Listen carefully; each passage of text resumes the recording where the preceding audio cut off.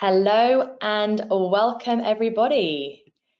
Welcome to the Leap Academy webinar tonight. Thank you so much for joining. We are just going to give it a couple of minutes for people to join. So sit back, get comfortable, grab a cup of tea, hopefully not coffee at this time, or a glass of wine, and sit back and enjoy. We've got some amazing guests joining us, so it's going to be a really, really fun evening. We'll just wait a few minutes for people to join before we begin. Whilst we are here as well, you will probably see on your screen, wherever you are tuning in from, that there is a questions box and a chat box. So feel free to drop anything in there as we go along, guys. This is your space to ask away as well. And we're going to fire through these exciting interviews. Okay, just waiting for a few more to join. Lots of you are tuning in now, so thank you. Welcome, welcome, guys. We're going to get started in a second. We're just going to get a few more people in before we begin.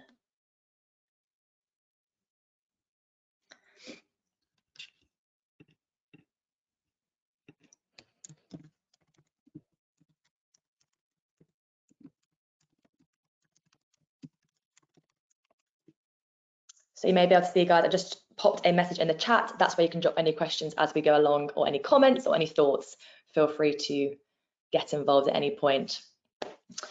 Okay, I think we'll give it 30 more seconds and then we'll begin.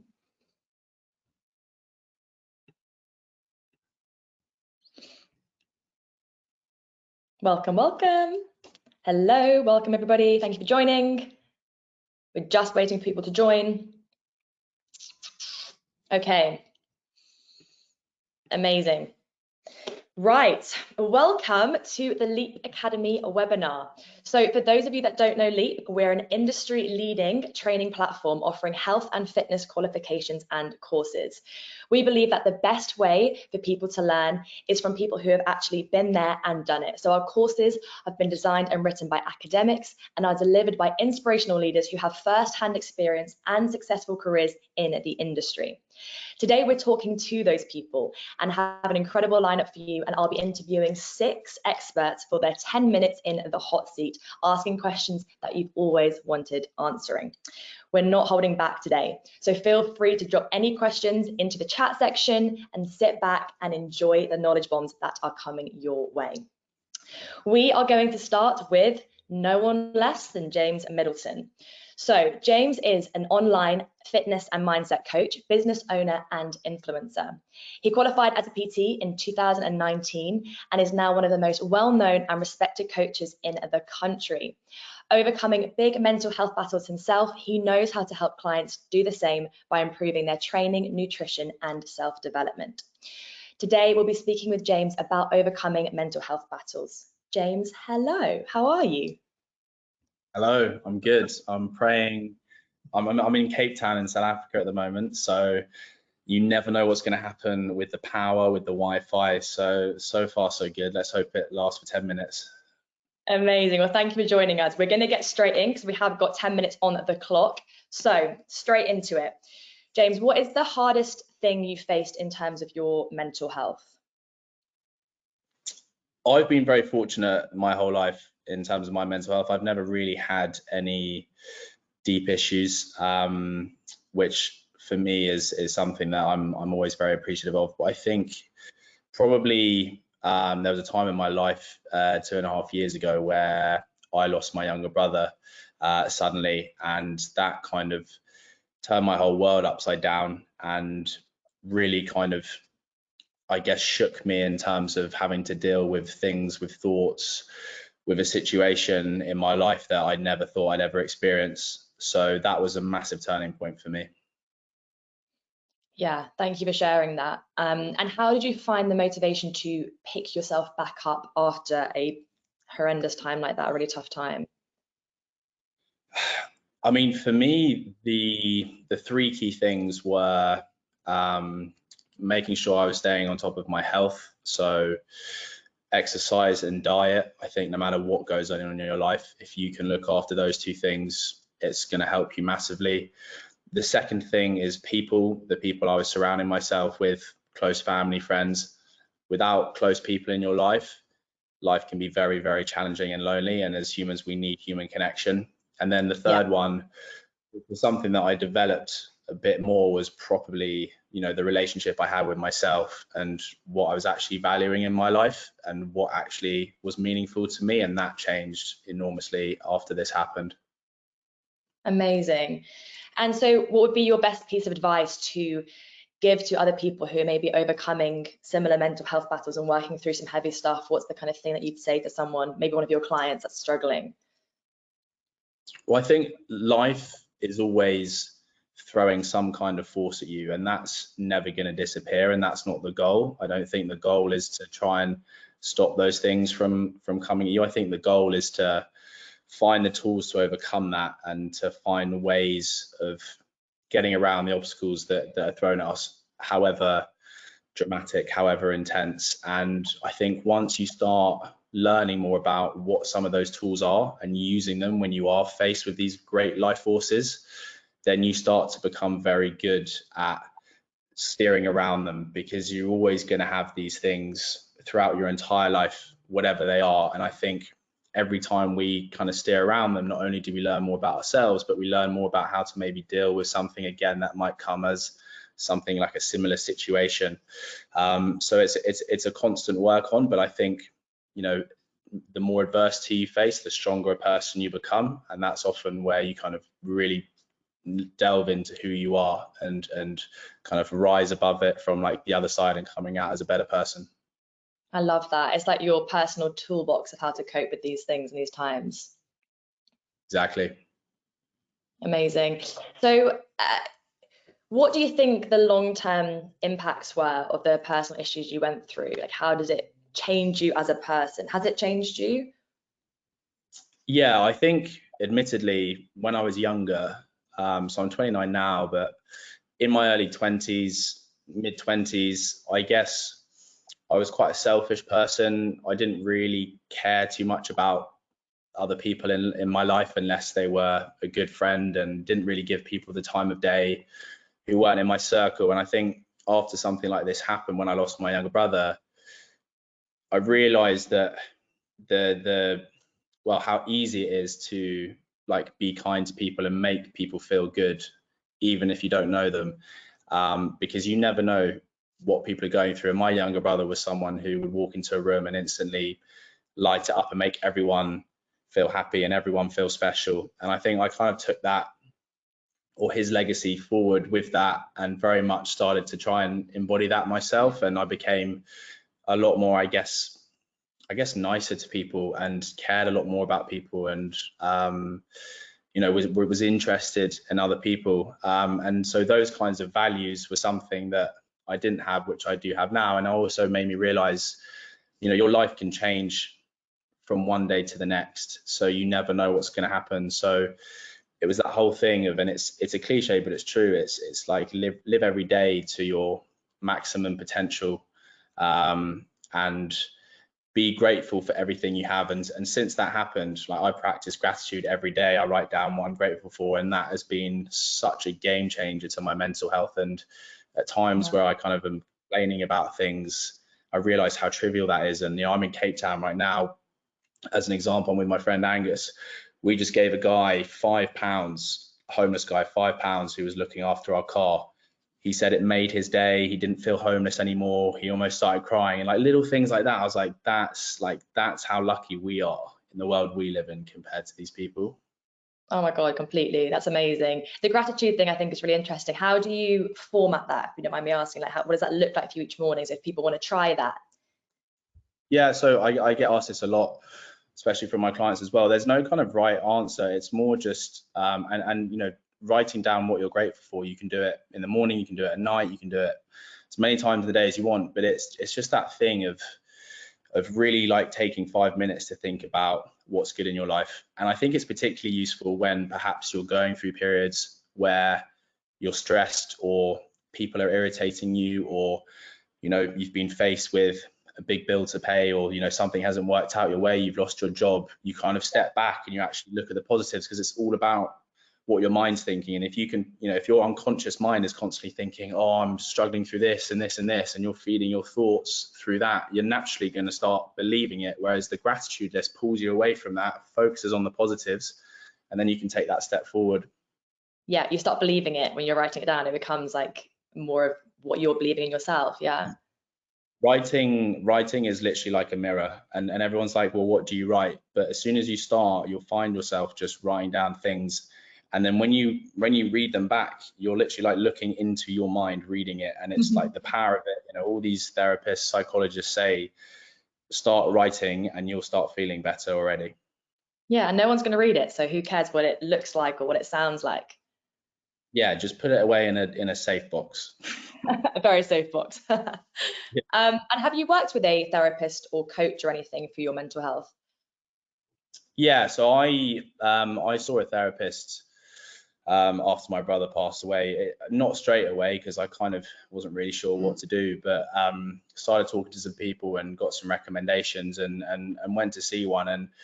And it was such a beneficial thing that I did. And you don't walk away like every session a new person, but it's that kind of thing where talking to someone who you don't know and then kind of probing you into thinking about things, and almost you walk away with tools about how to deal with stuff is hugely beneficial. Because you talk to your mates, they give you poor advice. You talk to your therapist, they sometimes don't give you the best advice, but you're talking to someone you don't know, and it's amazing how much you actually end up unveiling to this person, which again is just all about getting it out there. Yeah, and there's no judgment, and it's someone completely impartial. And yeah, I think that's really amazing. And it's amazing you're talking about it, because I think you have this incredible persona online. You're so happy, you're doing these crazy dances, and you seem so positive all the time. So I think it's amazing that you're sharing this and actually being open to other people to say, hey, if you're struggling, I am too. We just have to find our toolbox and speak to people about it more. Yeah, exactly. And look, like, therapy is not going to cure all your problems. Like at the end of the day, you're responsible for walking away and doing it yourself. But it definitely is a step in the right direction if you need that kind of help to kind of bring you one step closer to finding the tools that you need to navigate your own life. Yes, amazing. Okay, we're nearly at the final minute. You've been fantastic. Just the last question is, who do you think could do more pull-ups, you or Brad, who is joining us later? Yeah, I've seen Brad as a panelist, if he's on or not. That's a good question. I'm definitely heavier than Brad, so he probably has the advantage of being lighter than me, but then it's all about, muscle weight ratio, right? Brad's the body weight king, so I reckon Brad could probably top me on the pull-ups. I'm a bit fat and heavy at the moment because I'm bulking, but especially in South Africa, there's so much food out here. So I'll give that to Brad. Excuses. Yeah, we'll put you to the test next time. There's only one way to find out, right? Amazing, James. Thank you so much. Have the best time in South Africa, and we really appreciate you coming on. Thank you. Thank you so much. Thanks, guys. Bye-bye. See you later. Amazing. Okay, so next in the hot seat, we have Emily Solman. So Emily is an influencer, first-class biological sciences graduate with an expertise in human metabolism, and is now studying a master's in eating disorders. She amassed a large following through her relatable dietary advice and walkthrough recipe videos, and she's an all-round incredible human. Today is here to talk to us about diet culture myths. Welcome. How are you? Hello, I'm good. Thanks for that intro. Very kind. Okay, we're going to get straight in because we've got 10 minutes, as you know, on the clock. So, what is diet culture and what is your experience with it? So, diet culture has many different sides to it, but in a general sense, it's a belief system that values body shape, weight, and size over actual health and well-being and facts. And it values how you look over how you feel, and often demonizes certain ways of eating. So my experience with diet culture, growing up, I had a pretty good appetite, never really thought about food or calories. It was just food. I loved it. Then as my teenage years went on, I was exposed to a lot of health magazines, social media, stuff like that. And because my knowledge in nutrition and science was basically zero, I'd believe anything that I read in the magazines, because I thought surely a professional is writing this in the magazine, so I should believe it. So I tried low carb, thought fats were bad. I tried every superfood on the market, ate so many chicken breasts in a day because I thought high protein was going to solve all my problems. And then I slowly started to learn and educate myself about nutrition, fix my relationship with food, and slowly started to change my thoughts. And yeah. Love it. I think so many of us have been on that journey as well, women and men, and influenced by the media. So I can relate. So are there good and bad foods, like these labels of good foods and bad foods that you'd never go near? What's your view on that? Yeah, so diet culture's definitely made us place emotional labels to food, but every food, no matter what category it's in, provides nutrition and sustenance for our body. Therefore, there's no bad foods necessarily. However, I do believe people should be eating a variety of foods, try and get their nutrients and vitamins. Like, I love nutrition, I'm all into it. But if, for example, if you were to eat broccoli and broccoli only, that wouldn't be great. If you were to eat cookie and cookies only every day, that wouldn't be great. So finding the balance and moderation, what makes you as an individual feel happiest and healthiest, in my opinion, is key. And that is going to look different for everybody because everybody has different nutritional needs. Amazing. That was a fantastic answer. Love it. Okay, so do you need to cut out sugar or all sugar, fact or fiction? Fiction. So you definitely don't need to cut all sugar out of your life. Different health organizations may have different recommendations for the amount of sugar that we should potentially consume within a day. But all of the health organizations agree that there's definitely room for sugar in a healthy diet. I remember only eating certain types of sugar because the diet world had taught me maybe to eat like just half a banana or just 2 bananas, too much sugar. But now that I've studied nutrition and metabolism, I know that all forms of sugar basically enter our body, they get converted all to the same thing, to glucose, which then goes to pyruvate, blah, blah, blah, goes into a system. What I'm trying to say is it just ends up as energy. So again, back to the moderation thing and find out what works for you. Amazing. That's good to know. Carbs, are they bad for you? These demonized carbs that we've heard about since we were younger, don't have carbs. Are they bad or not? This is absolutely not true. And I say it slowly because it makes me really upset. I am a big carb fan and I will always fight their corner. So each of the 3 macronutrients, that being fats, carbs, and protein, all serve an important purpose within our body. The primary role of carbs is for energy. They also tend to provide a good level of fiber if you have a whole grain option, which is great for our gut. Also, carbs keep our brain powered. It's the primary source of energy for our brain and also our red blood cells. Our red blood cells are the thing that carry oxygen around our body. They can play a role in sports performance. What I'm trying to say is carbs are fantastic. They definitely have a role in our diet, and no macronutrient, unless you have some sort of illness or condition, shouldn't, I believe there's a place for them in our diet. So carbs are crucial. Yeah, especially as females. Amazing. There's like knowledge bomb central here. I'm loving it. Okay, so fats. Are fats bad for you? And does fat make you fat?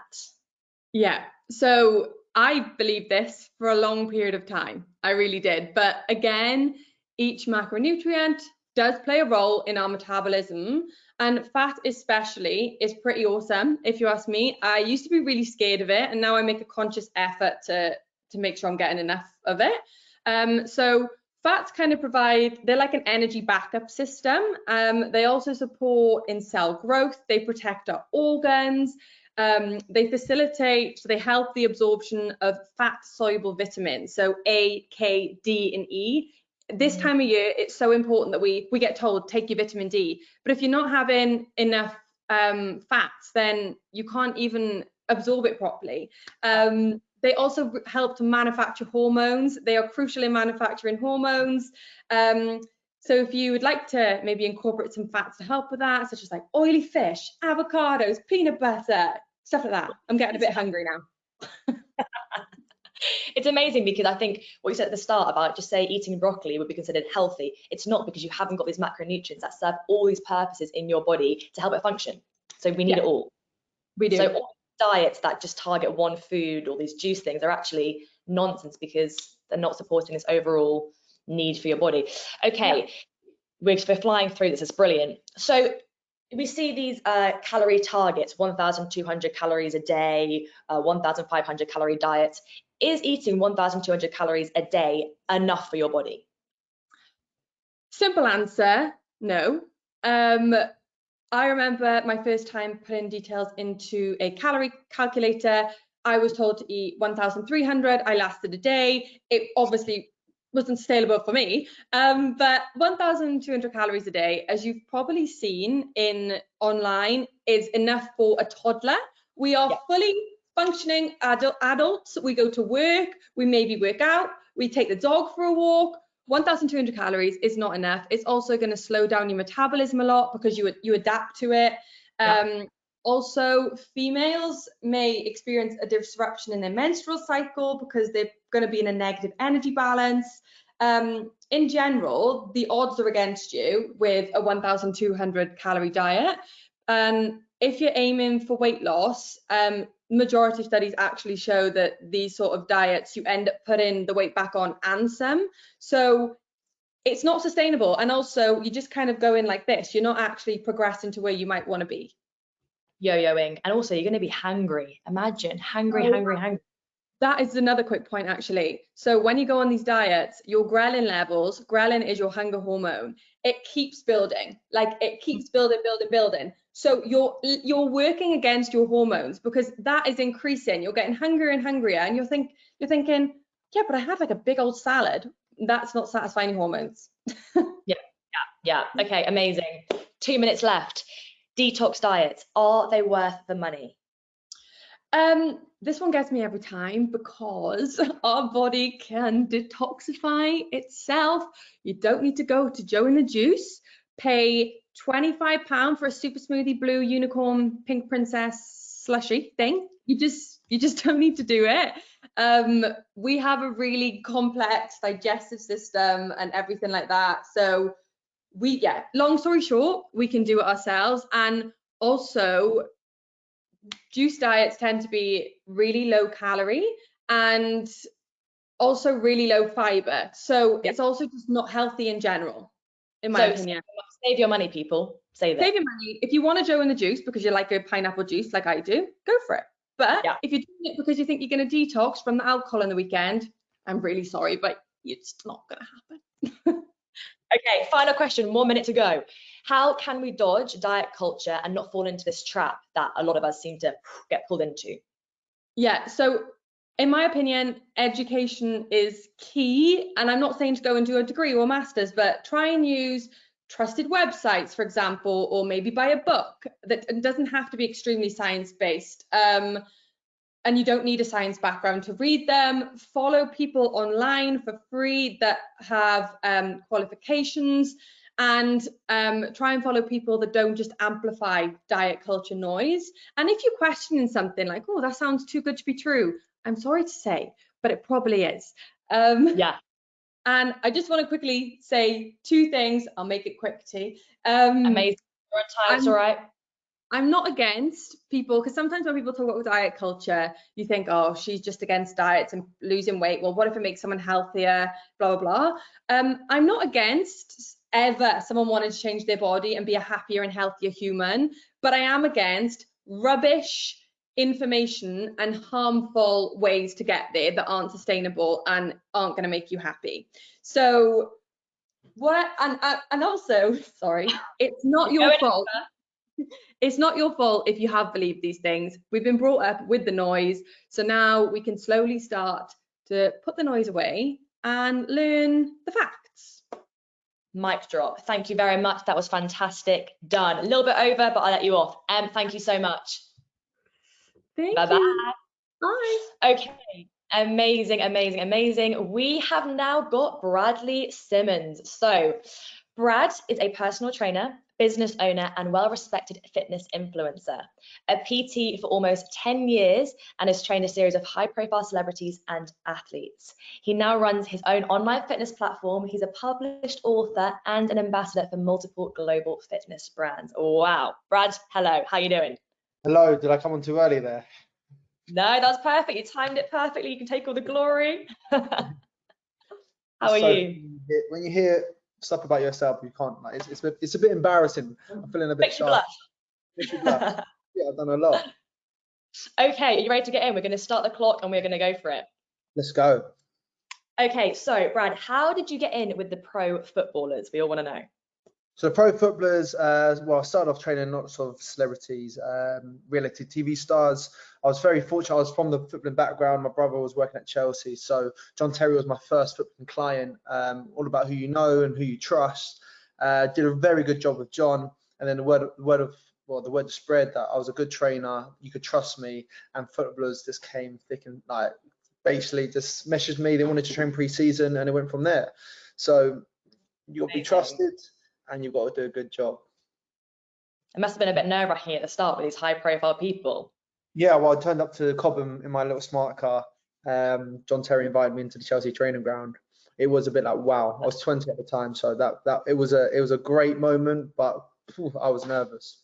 But you have to face something deep, and you got to take these risks. I wasn't experienced at the time, but I knew this opportunity might not come again, so I had to give it my best shot. Incredible, amazing.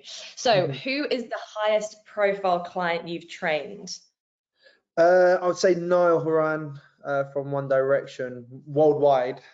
In the UK, you've got Maya Jama, and obviously like John Terry, and I've done bits of Ollie Murs. So yeah, there's a few name drops in there.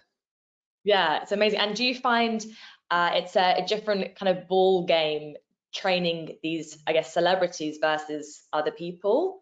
Yes, because their schedules are all over the place. Niall, for example, we did about 6 weeks of training, got ripped up, went to LA, partied, did his thing with One Direction, came back completely back to square one. So that can be challenging. Obviously, these celebrities can afford it and they can be consistent, and next minute they won't be able to train you for 3 weeks. So it is quite tough. It is quite tough. And obviously, being a celebrity comes your mental health issues. So I'm not only a trainer, I'm a counsellor as well. So I've had to deal with that from a very young age. That's so true. When you're with them on the gym floor, you get like the life story, right, all the time, and you've got to then navigate through that. Yeah, 100%. So when at a very young age, I realised, wow, actually being very famous isn't actually success, because comes fame, comes stress. So that's why I always avoided Love Island. I had all those opportunities to do all those reality TV programs, Made in Chelsea, Celebs Go Dating, a lot. Because I saw what my celebrities were going through, I was like, that is not the way I want to go. And I'm thankful for it, actually. Made a good decision. So you'd never go on a reality TV show? You're saying no, absolutely not? If it was a right fit, for example, like let's say an SAS Who Dares Win, etc., then of course, but not a cheesy dating celeb show. No, keep that private. Okay. We'll hold you to that. Yes. So how did you go from fitness first, training on the gym floor as a PT, to training the likes of, you know, John and Tony Terry? Like, how did that actually happen when you started connecting with these people? Well, it was just all Instagram. So I was busy creating content when I first made content, actually, video content. This is when Instagram went from photos to introduce 15-second clips. Yeah. I was constantly busy. People are like, what? I don't remember that. They're probably too young. But yeah, I was really busy doing that. My following grew. I was training lots of Made in Chelsea girls at the time. At the time, Made in Chelsea was a big program. So they was exposing me. And I just grew loads of following, and lots of people started following me, enjoyed the type of training I was doing because it was quite different. Coming back from a footballing background, it was quite high intensity. It was quite biometric, sport specific.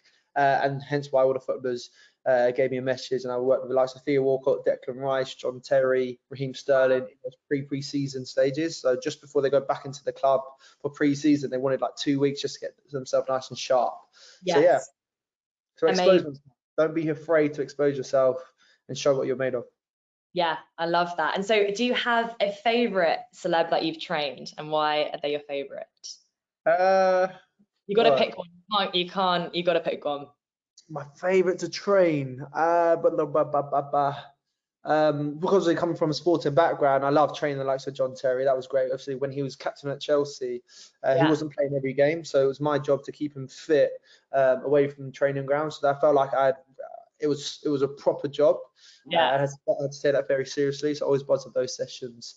Love training Caroline Flack, for example, before Love Island. Again, we did a great transformation. And Brendan Rodgers.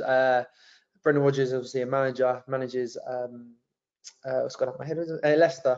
But at the time, he was really overweight. He wanted to go to Celtic, feel good. So when he turned up to the training ground, everyone's like, "Oh my God, he's lost all weight. He means business." So that was a great project I did as well. Incredible, Brad. Very, very cool.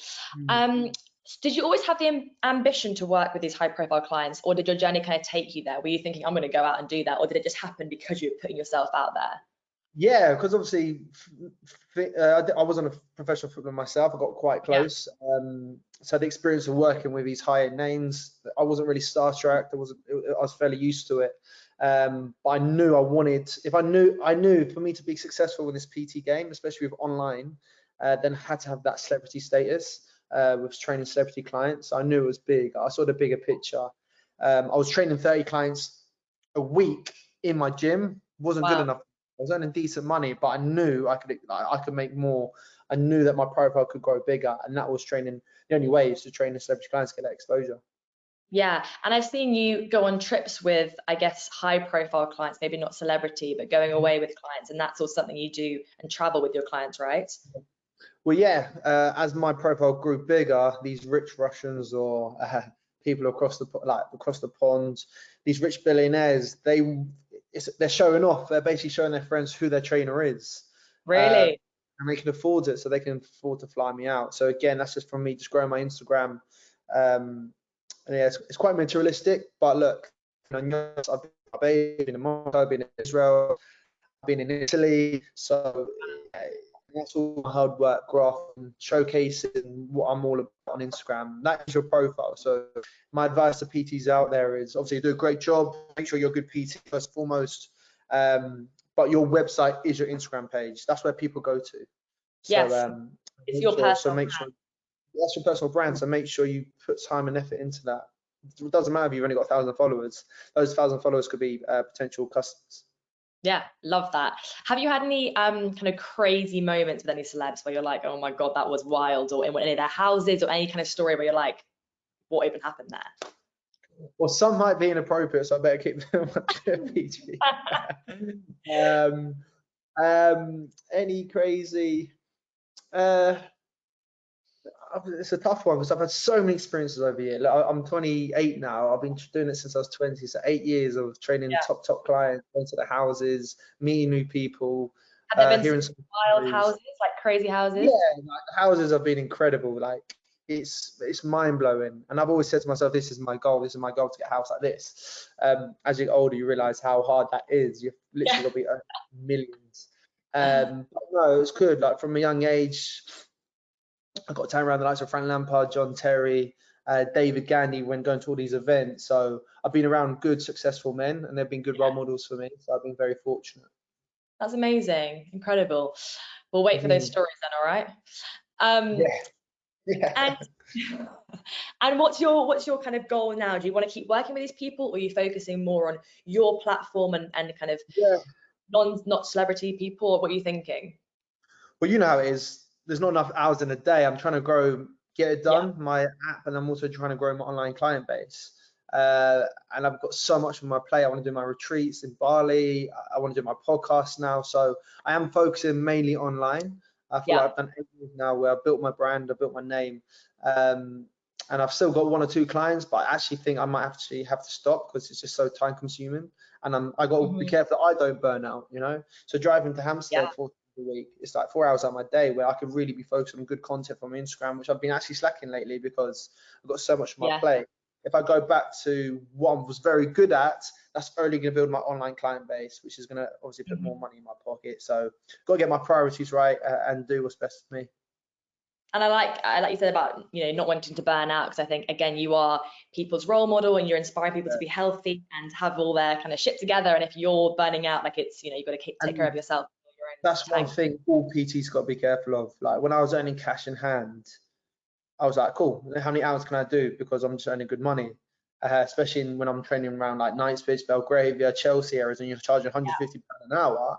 And I'm in my smart car going from house to house to house, start from 6 in the morning, finish at 9 p.m. So I'm just like, I want to earn as much as I can.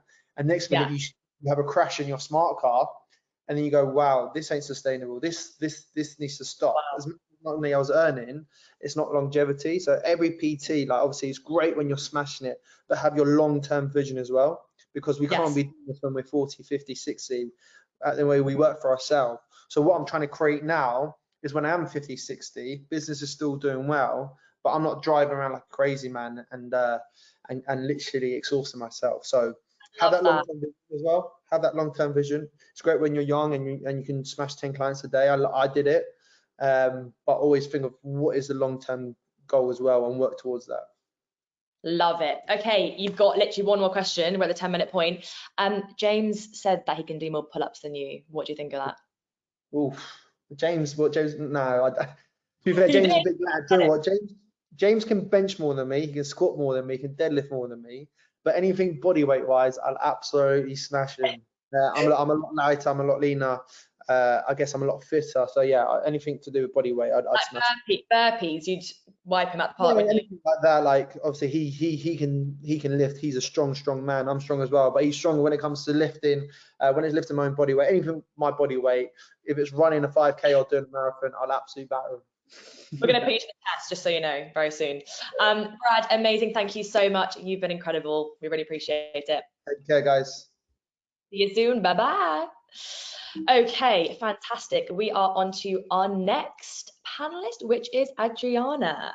So Adriana specializes in improving your body image, self-esteem, and your relationship with fitness and food, so you can live freely and authentically in your body. After years of consistent work within the personal training, behavior change, and emotional awareness space, Adriana has created a sustainable, compassionate, and powerful relationship with herself and now her clients. We are going to be talking to her today about a sustainable approach to movement. Adriana, hello. You're there, Hello. I think. Let me. Hi, there you go. I was like, where did the window go? Hi, everyone. Thank you so much, Talilla, for introducing me. Of course, we're so happy to have you here. We're going to get straight in because, as you know, we've got 10 minutes on the clock, so we're going boom, boom, boom. Yes. Okay, so first of all, how can you balance aesthetic goals with mental health on your fitness journey? That's a tough one. Yes, and with all these questions, I feel like it could be like an entire workshop, but it's kind of like to the point things. But basically, the first thing that I always tell someone is that's really important is to be able to have a really strong sense of self-awareness throughout your fitness journey. And there's a couple tools that you can kind of use throughout that. So one is consistently kind of asking yourself what your why is. And there's this kind of like 4 whys exercise that I like to use with clients, which is, for example, let's say you have a goal, right? And sometimes people come to me and they're like, I would like to lose 10 pounds, let's say, or I don't know, 5 pounds, whatever it is that they want to lose. And if you ask yourself what your why is, so then you ask that 4 times through. So if you're like, okay, I want to lose 10 pounds because I want to look this way, so that, and then if you ask yourself why again, you get to like the second level of why, and that would be why do you want to look this way for that event? It's like, oh, because I might get attention from, I don't know, this. Why do you want to get attention from this? And then you get deeper into the why, and it might be something, and very often comes down to an unmet emotional need. And so what really helps with building self-awareness while you're on your fitness journey is knowing that changing your body may meet, like an emotional need on the surface level, but not so much on, and what I mean by changing your body is like that last 10% of body fat or 5% of body fat, it won't always meet those emotional needs. And that's a really, really helpful way to build self-awareness on your fitness journey, is make sure that you're meeting those emotional needs elsewhere and not just using, fitness or exercise as, or having these goals of losing this amount of weight or looking this way is going to fundamentally meet those needs. Try to meet them elsewhere so that you don't have your fitness and food habits you don't depend on your fitness and food habits to meet those. That can be a really helpful way. Then another way is basically to make sure that you're intentionally focusing on health promoting behavior. So instead of being like, okay, let me consistently look at what I weigh on the scale today, or let me see what I can log in my fitness pal today. Instead, something you can focus on, which doesn't have to be so numerical, can literally be like, okay, am I drinking enough water? Am I going to bed at similar times every night? Or am I scrolling through my phone for way too long? Am I feeling less out of breath when I go up the stairs? Do I feel agile? So yeah, basically a way that you can keep your mental health in check, even if you have an aesthetic goal, is to make sure that you're focusing on health promoting behaviors, not just aesthetic driven ones. I mean, that was an incredible answer. Amazing. How do you, so say you don't want to work out, you get up, you're not feeling like you want to train. How would you advise someone to kind of compassionately approach exercise when they do not feel like it? Yeah, so this happens all the time. I think when you spend a lot of time on social media, you get a lot of your inspiration from people on social media. A lot of times we forget that these people, they're literally in the fitness profession. So at that point, it's like a literal, it's an identity forming behavior. Like it's an identity based behavior for a lot of these people. And you tend to think, if you're a beginner, if you're new in this space, it's like, oh my God, they never don't feel like working out. Or it's like, it's me, I'm the lazy one, or it's weird that I don't feel like working out. And that's not true at all. So anyway, one way that I just kind of go through some questions with clients, which is a way that can help you compassionately approach exercise when you don't feel like it, instead of being mean to yourself about it, to do it compassionately. And basically it's asking yourself a couple questions to check in with yourself. So these could be, are you hungry? Are you tired or in pain? Are you doing this out of shame? Right? Because you feel like you have to, because you feel like you overate to compensate for something. And if you answer yes to any of those questions, you want to deal with those first. So let's say you are hungry and that's why you don't feel like working out, or you are really tired and that's why you don't feel like working out. Those are behaviors that are probably pretty repetitive in your life, in that maybe you're just not eating enough for breakfast. You're not eating enough at lunchtime. Of course, you're not going to feel like working out once the work day is over, right? Or if you're going to scroll on TikTok until 2 a.m., of course, you're not going to want to wake up before work to be able to get to the gym. So make sure that you deal with those things first. The second question that I ask is, how can you kind of decrease any resistance that you're feeling towards doing the exercise in the moment? So for me, what I often do is that, like, if I'm already I'm always kind of in active wear anyway.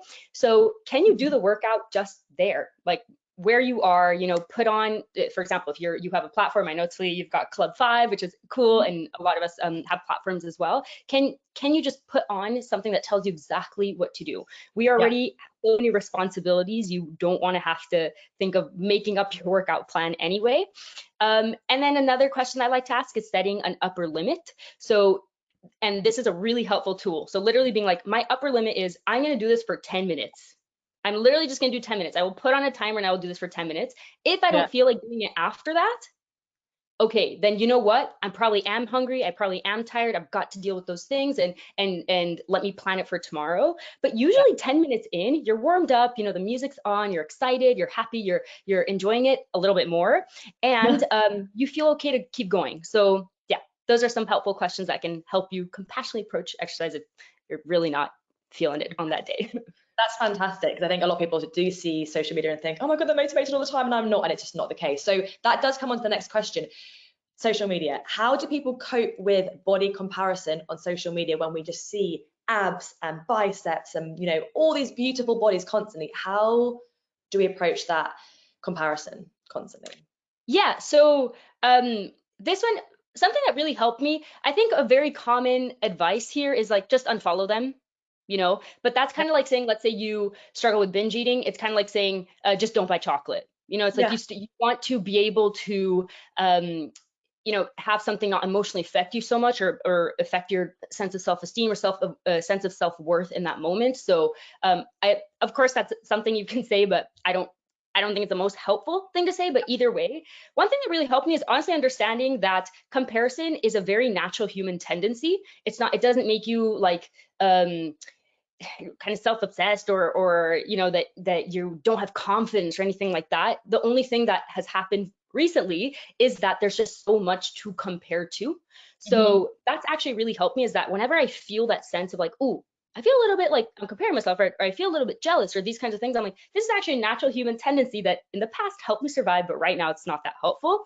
So either way, there are kind of these 5 questions that I go through. And I remember when I saw that we were going to chat through this question, I was like, oh, great, because I find these 5 questions really helpful to go through when you feel like you're comparing yourself to someone and to something online. So the first one is, are you jealous? And it's really just a very simple standard question, like, are you jealous, right, of the thing that you're seeing?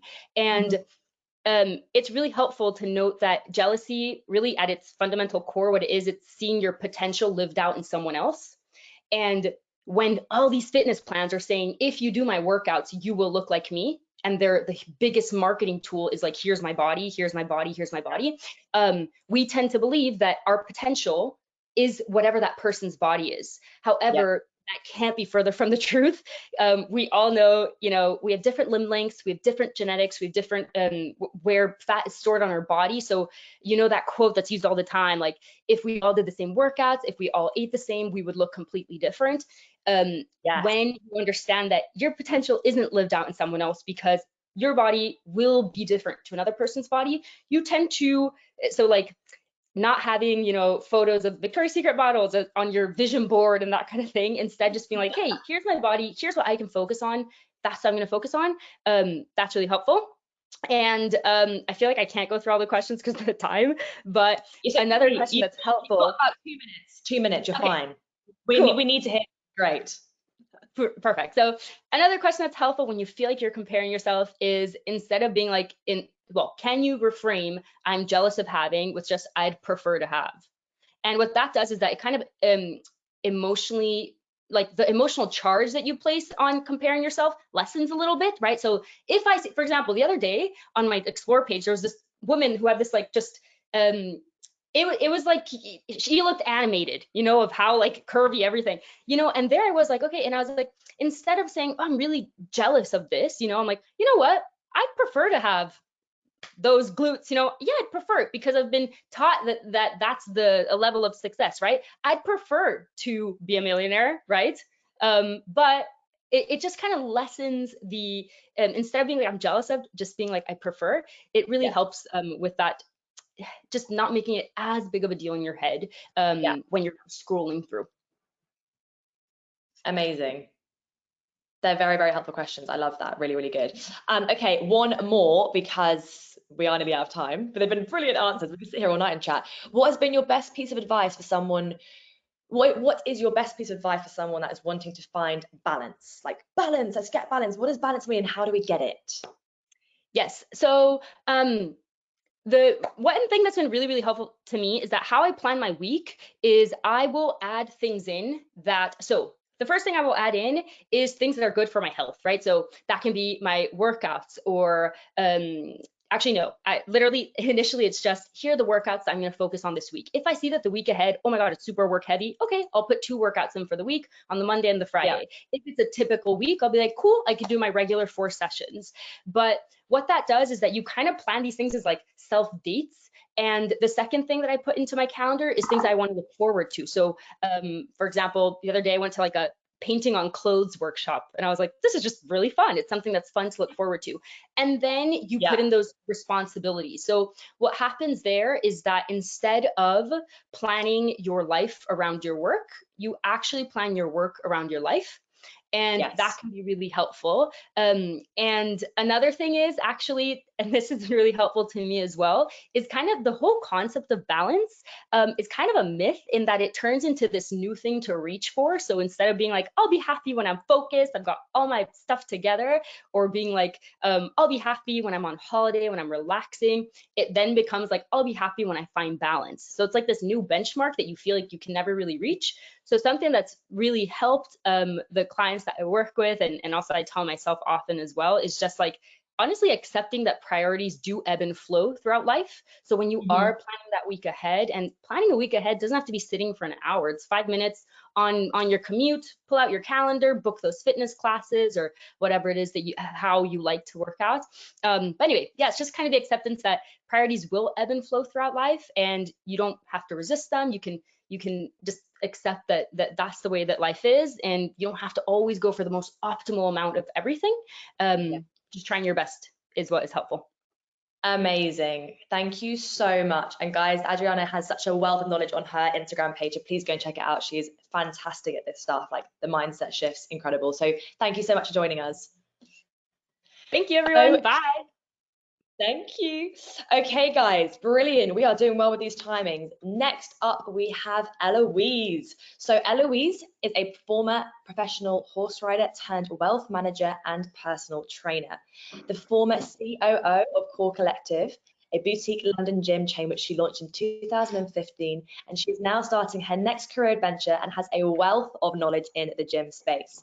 And today we're talking with Heloise about the truth behind launching a gym and business. Hello and welcome. Hey babe, how's it going? Good, really good. We're going to get straight in because we've got 10 minutes on the clock, as you know. Okay, so what has been the hardest moment of opening a gym? Because you've opened one and it was a huge success. What was the hardest moment? Straight in there.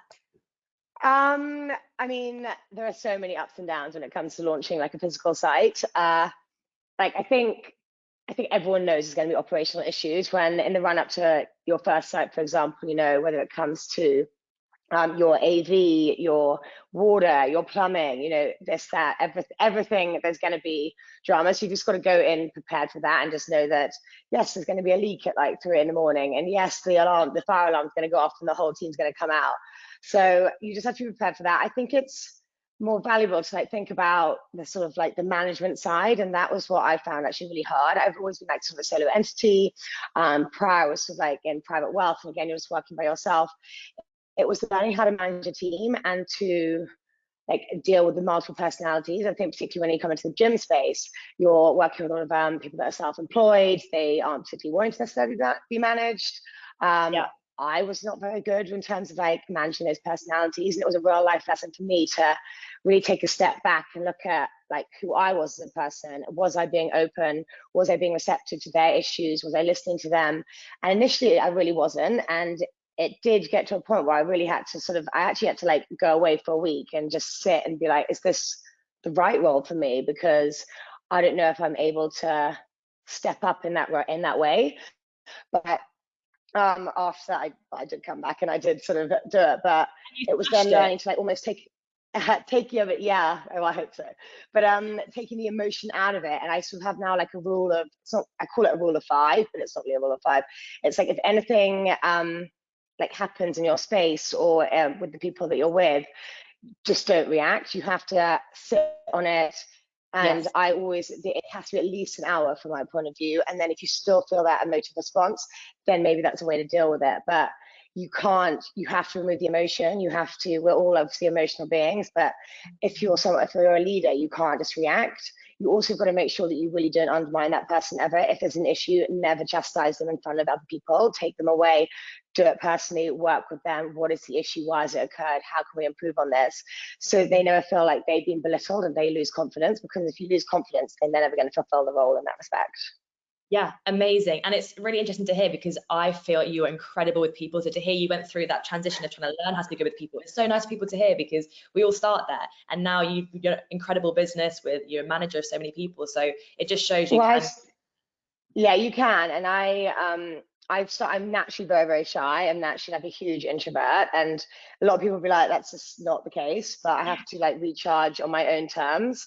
I give my whole energy in that sort of physical space in my business, etc. But I had to learn how to create that. I had to go and be present, and I had to be present for all these people. And I think that was the biggest takeaway. And I'm really like proud of myself actually for being able to change my trajectory as a person and be able to almost like create this sort of slightly new persona for myself. So yeah, you can do it. I love that. It's so inspiring. What was, I guess, the biggest lesson and biggest mistake you learned and made? So the biggest lesson I learned, and I think as you know me, know the sort of like ins and outs a bit of like what happened this year with Core Collective, was that it's okay to fail.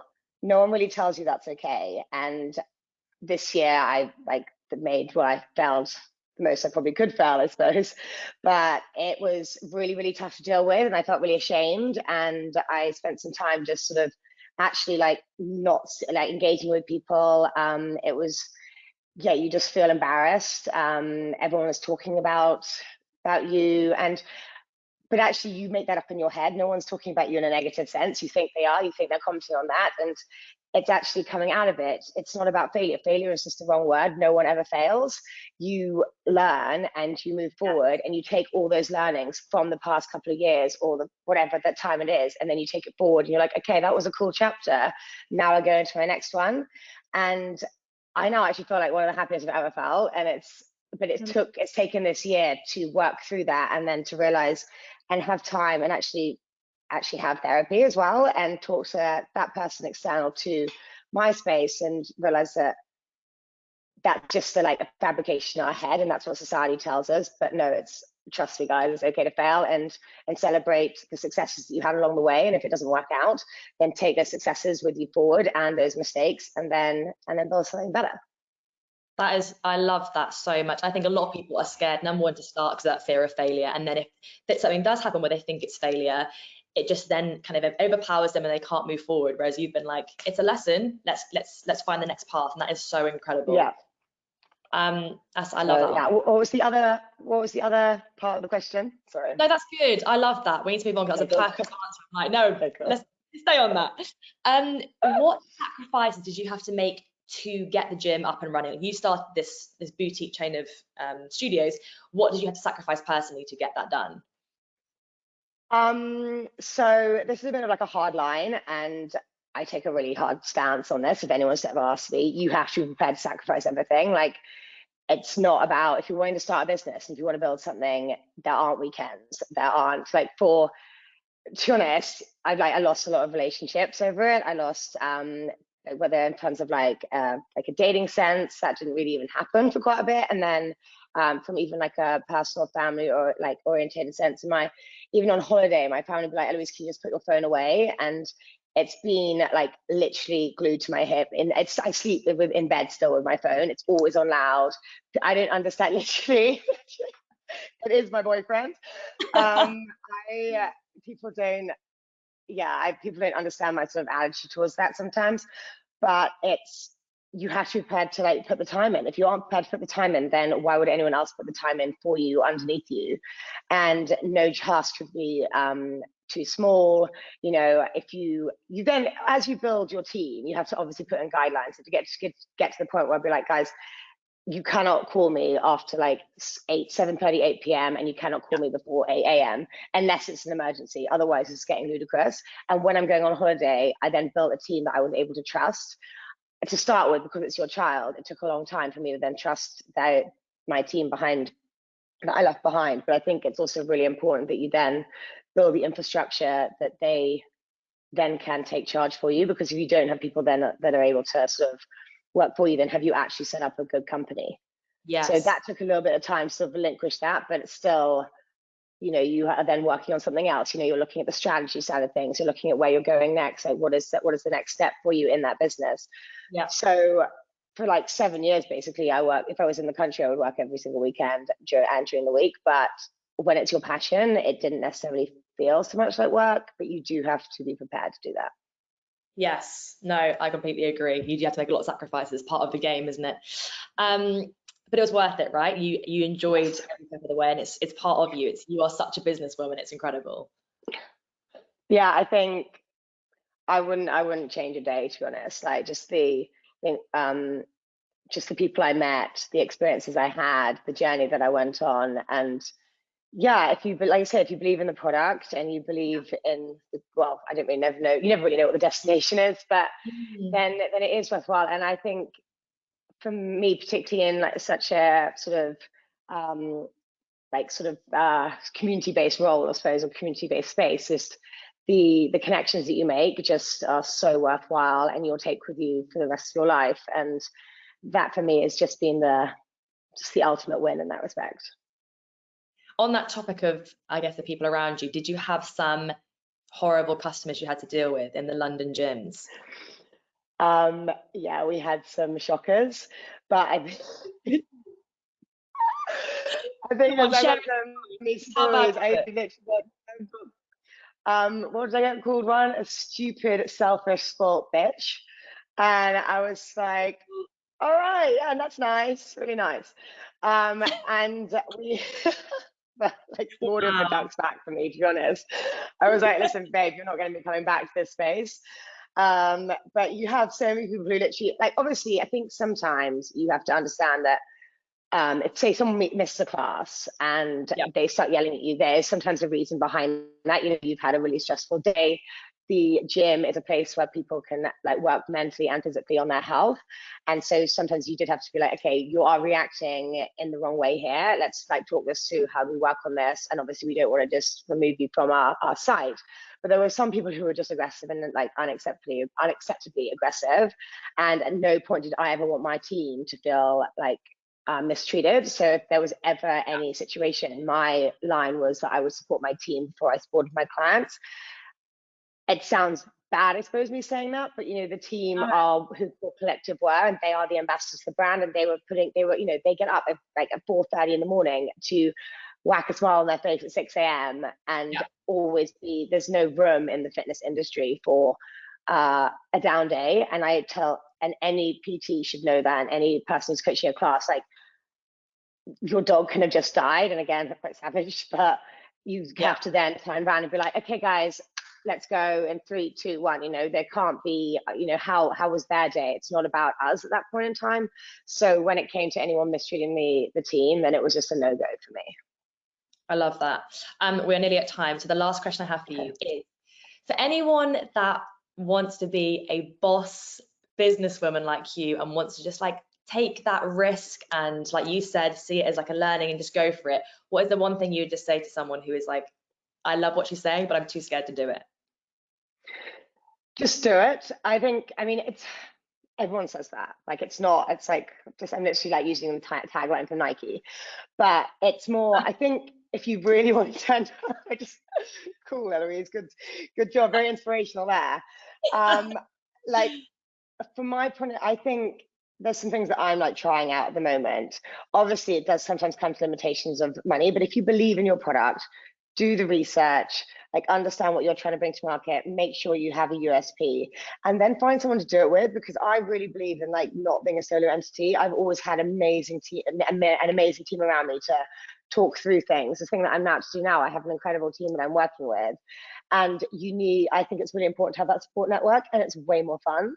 So there's always someone you can do something with and who's going to be on the same agenda as you. And so it's great to then go on that adventure together. And if it doesn't work out, then it doesn't work out, but you can go and do something new. No one succeeds the first time, really. I mean, there's a couple that really land on their feet and it's like, oh, they're the newest, biggest thing in tech, but that's, you know, the like 1 in a million sort of chance. So be prepared to fail, go out and do it, and have fun with the process. So go out there, just do it and collaborate. I love that. We're really excited to see what you do next, guys. Go and check out Heloise's socials as well. She's going to be launching something soon. It's very exciting. Thank you so much for joining us. You've been amazing. Thanks so much, T. And thanks, guys, for listening. Speak to you soon. Bye-bye. Bye. Okay. Last but not least, we have Lawrence. So Lawrence has over 15 years of experience as a leading personal trainer and is one of the go-to coaches in London for those looking to train effectively and intelligently. A men's fitness cover model, fit trainer and previous rugby international, Lawrence works closely with his VIP clients in central London and his online clients worldwide. I'm going to invite Lawrence to share his webcam. Is he here? Yes, he's here. Hello, that was smooth. It worked. I pressed the button. I'm on it. That is so unlike me. Normally, I'm like panicking, going, Why am I on? Where am I? What's happening? I'm deleting all the screens. This is amazing. Hello. Hello, how are you? I'm just amazed by that technology. Wow, who'd have thought? Yeah. Good. How are you? Yeah. So, guys, today we're talking to Lawrence about how to make your passion your business. So we're going to get straight in, Lawrence. We've got 10 minutes on the clock, as you know. Are you ready? I'm ready. Okay, so do you think it's possible for everyone to love their job and make their passion their business? Yes, it's possible. It's absolutely possible. I think we've got to dig into what passion is, and I think it's something that sets your soul on fire when you do it, which sounds like a little bit of an ambiguous description, but let's dig a little bit deeper. So for me, passion is when you're fully engaged in something that's setting your soul on fire, and you're so present and you're so involved with what you're doing. You've got high vibration, so your frequency is being lifted. You're completely lit up by it, and it's pushing you to grow, and it's pushing you to expand into new territory. And it's almost, so the way I've described that and what sets your soul on fire would be the description for a lot of people for what fitness does to them, or what the fitness-led lifestyle does for them. So in my book, the definition of what sets so many people's souls on fire, that passion, is absolutely translatable to a job and something that you can live and breathe day in, day out. And I realized recently, healthily or unhealthy, I'm not too sure. Like all things, there's a threshold. I'm going to say I have an awareness of it. I'm in control, but I am obsessed with my own personal growth. And I think if you, as a fitness professional, are obsessed with that, your business benefits, because there's some sort of natural, crossover. What's the word I'm looking for? You're doing the work. You're doing the work, then it's actually you're living it, and then you're able to share it in a really in a very, a proper way. Yeah, 100%. It just naturally, seeps out of you into your clients. That sounds weird. You know what I'm trying to say here? Like osmosis. That's the word I was looking for. Osmosis, like osmosis. You're channeling this energy and this growth through you, and whoever's in your whoever experiences your company, it naturally, like osmosis, you share it with people and you get excited about that. And every year, I think it's one of the rare careers that when you are so focused and curious as to your own physical and emotional growth, because the two are so intertwined, then you naturally go on this journey and everyone benefits, and it just gathers more and more momentum with regards to your business and your USP, and the joy that you have as your clients benefit, and then the way that you can add additional services to your business as well by sharing different pathways that you can share the information that you learn along the way. So you just keep growing and expanding, and I don't think you can do that unless you're passionate about something. So fantastic, that inspired me. I'm gonna change my career. And on that note, how did you make your passion your business? Because you are doing what you love, but how on earth did you even get there? Okay, so I think basically just not being not having a logical plan, and just really following my heart and what was lighting my soul up, and just saying yes to things that felt good, and not, I come from a traditional family full of very traditional careers, career-led folk, individuals, I suppose there's just something in me that, I used to play rugby, and I liked being active, and when I started 16 years ago, the fitness industry was a bit up and coming then. It was nowhere near what it is now, and I genuinely thought it was just going to be a bit of fun in my 20s whilst I played rugby, and then I'd have to get a serious job at some point when I was 30. But by the time I was 30, it became a real serious vocation, a huge industry that was just growing year on year. And so I lucked out from that point of view. It meant that I could follow my passion, and that could become my career. And then because I was passionate about it, and because I was just following my nose and my heart, then I was very lucky with the opportunities that came my way, I guess. So it was not at all planned. It was just following my heart and saying yes. That's amazing. I love it. You've done so well. Guys, you need to follow Lawrence's Instagram as well. He's bloody hilarious as well as an incredible businessman. So what is the hardest moment you'd say you'd faced in your career? I don't know. I think the great thing about setting out on your own is there's no safety net. So you have to develop a huge degree of ownership and accountability. So there've obviously been a series of challenges.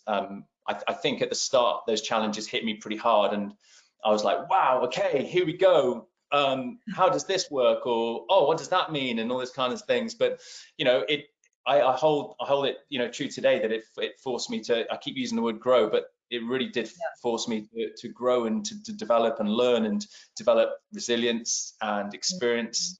And, you know, it's true, you know, I wouldn't change a single thing. I would say the whole series of challenges in any business, in any industry, if you go on your own, but that's why it's a great thing, because it puts you into a position and situation where you have to really grow, and you have to, you know, grow into your best future self. It pushes you and it eggs you on. It has that kind of inspiring energy that kind of pulls you towards it. It says, come on, you can be something more, you can be something extra. And I'm not saying that, you know, working, you know, the 9 to 5 doesn't do that, but for me, the way that I know I'm programmed, I need to have things thrown at me. I need to be pushed, and that's where I get the best reaction out of myself, I think. So there's no one singular thing.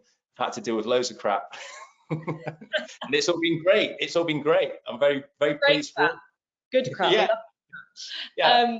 I love that. So say someone would love to follow their passion and make it their business and their career, but they are just feeling unconfident and they haven't got that kind of know-how. What would you say to someone to kind of give them the confidence to take that leap towards making their passion their career?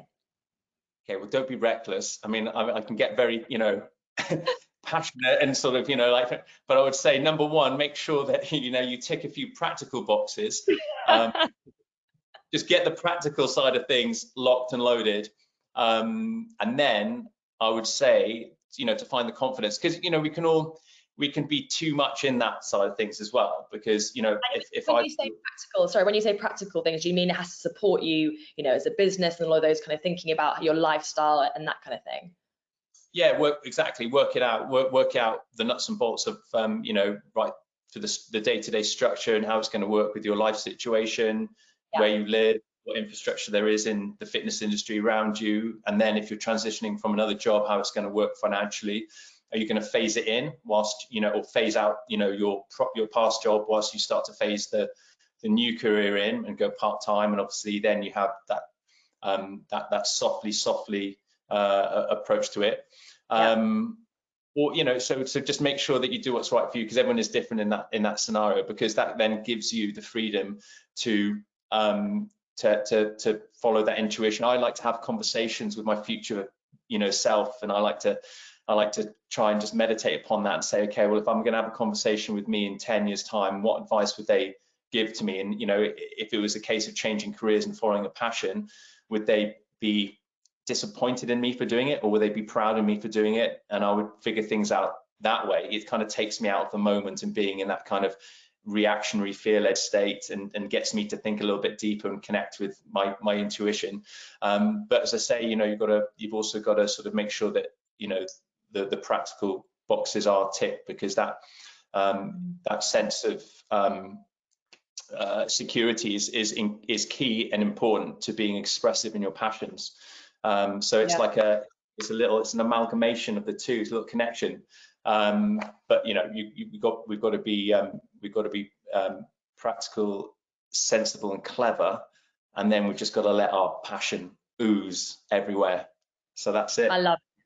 Yes. And you know, you're talking then about talking to your future self. Do you do many mindfulness practices that do help you with your business? Because I find that very interesting. Everyone's unique strategies they have there. Oh yeah, I think the whole reason why I got into mindfulness was because life, you know, we're talking about the challenges earlier, you know, life presented a number of beautiful challenges for me to investigate, and mindfulness provided so many of the answers, and has become a bit of a superpower. And you know, now my online coaching is fitness with mindfulness practice interwoven amongst that rich fabric, because I think that's the winning formula. And so I 100% live and breathe it, saying, you know, earlier that I'm obsessed with this lifestyle and this this personal growth journey, and mindfulness plays a huge role in that. Everything for me, I think, starts with fitness and with training, with action, and then you can thread in the mindfulness, and obviously you've got the other pillars of health with your nutrition and sleep and the rest of it. But it all starts there when you all start looking inward. And the mindfulness is the ability to almost step back from reactions you have, to step back from circumstance, to again feed into that amazing space of presence, which, by the way, you know, we create after every workout. That's a real amazing space and energy for mindfulness to go deep. And if you're looking for big life answers to questions that you've got, my best practical advice would be to, after, you know, during a workout, don't go scrolling on your phones, checking emails. Like, you don't want any distractions pulling you away from the present moment. You want to be as focused in on what you're doing. Get the body moving, cultivate that sense of presence, lift your vibration, and you have these incredible moments of insight will come. And you can amplify that through mindfulness practices, meditation, future intention setting, visualizations, manifestation, whatever is your bag. You know, if you do it around fitness, that's the sweet spot right there. That was beautiful. I loved that. And the final question, because we're at 10 minutes, because you've had some absolutely whooping answers tonight. If someone is like, okay, this sounds amazing, yes, tick, tick, tick, but what is my passion? Like, and you're saying now, you know, a workout could create that space to kind of dig into that, but how would you say to someone who does not know what their passion is and is not enjoying their life and their career, where should they start right now?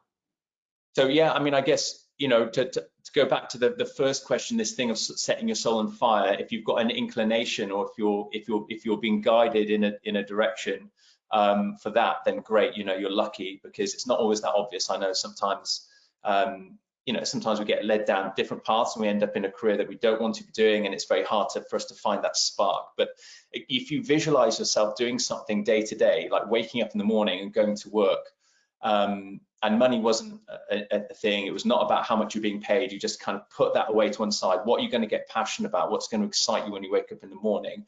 And then just kind of feel into that. Again, try to, if you're into meditation, try to have a little bit of time to detach from your constant thoughts and where they're at, and just feel into your deeper intuition and see what comes up for you. Because truly, you know, like, we are living in amazing times where if you already buy into the power of fitness to enhance your life experience, it's now a booming industry. It's a career that you can live and breathe day to day, as well as coach other people through it. It's pretty special times. But you know, and I often think I am so lucky. If I wasn't being, you know, if there wasn't such a thing as an economy, but we had to get up and do something each day, I would be doing this. And that, you know, that's an incredible feeling. That's the goal for all of us, right? We want to get to that point in life.